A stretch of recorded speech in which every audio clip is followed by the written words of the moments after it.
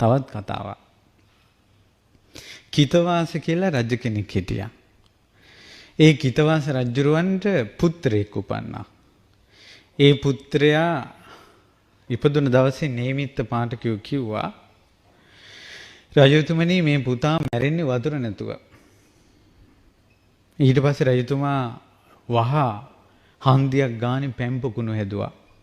විශාල පැන් තාලි තිබ්බා.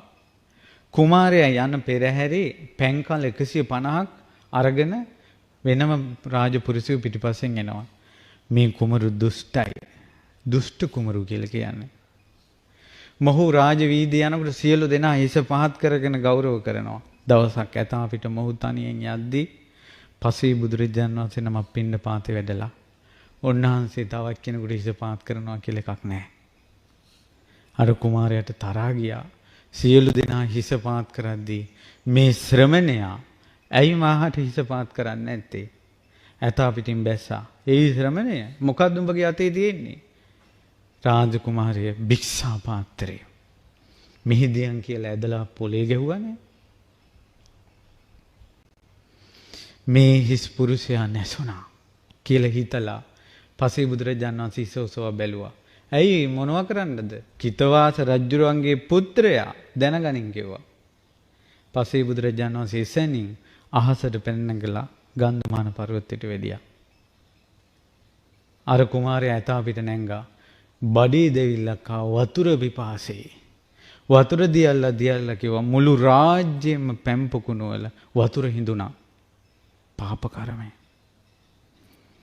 සැලි 150ක පැන් හිඳුණා. දඟලලා ඇතා පිටින් වැටිලා මැරුණා. නිරේ ගියා. රජතුමාට පණිවිඩය ආවා පුදුම ආදරේ පුතාට. කිතවාස රජුරවණ්ඩ පුතානේ මැරුණා කියලා වතුර නැතුව පපුව පිපුරන්ට වේදනාව ආවා දරු දුක.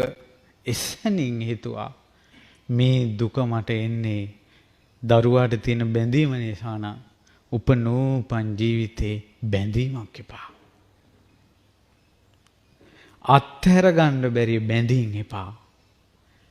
මෙයා නැතුව මට බෑ කියන බැඳීම් එපා. ඒ රජතුමා එතන ඉඳලා ඒ තමයි අපේ සාරිපුත්තයන් වහන්සේ එදා ඉඳලා නිවන් දකින මොහොත දක්වාම බැඳීමක් නැහැ කාටවත්.